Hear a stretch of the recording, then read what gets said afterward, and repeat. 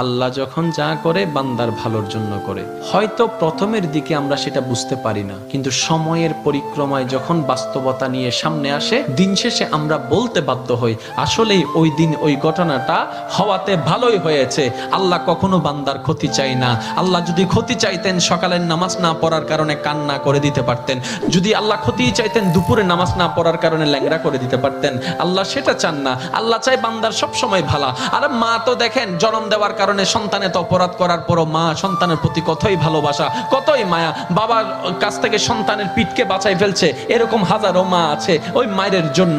কিন্তু আল্লাহ পাক রব্বুল আলামিন বান্দার উপর কতটুক ভালোবাসে দিয়েছেন সেটা আমরা বান্দারা বুঝতে পারি নাই বলে শয়তানের ফাঁদে বারবার পা দিয়ে আটকাই যাচ্ছি। মনে রাখবেন, মনের মধ্যে কথাটা বসাই ফেলবেন, আল্লাহ যখন যা করে বান্দার ভালোর জন্যই করে। একদিন না একদিন সেই ভালোটা আপনার বিবেকে এবং মনে প্রমাণ হয়ে সামনে চলে আসবে। আমি বুঝাতে চাচ্ছি আমাদের সাথে সবচেয়ে কানেকশন কার বেশি ভালো থাকতে হবে, বান্দা হিসেবে আল্লাহর, উম্মত হিসেবে নবী রাহমাতুল লিল আলামিনের। এখানের ভিতর যে কেউ চাইলে জীবন সাজাই ফেলতে পারবে। আমি বলছি যে কেউ, anybody, you can do it, not impossible.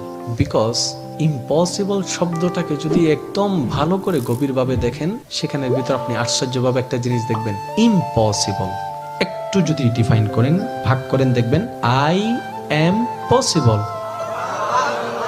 Impossible, possible কে আলাদা রাখেন, আই এম কে আলাদা রাখেন। I am possible. ইম্পসিবল শব্দটাই আপনাকে জানান দিচ্ছে আমি অসম্ভব নই, যদি রবের রহমত থাকে আমি তোমার জন্য সম্ভব। বিদেশে যাওয়ার আগে আপনার এলাকায় দেখেন টিকিট চলে আসছে, ভিসা চলে আসছে, টিকিটের টাকা নাই, অনেক ছিল।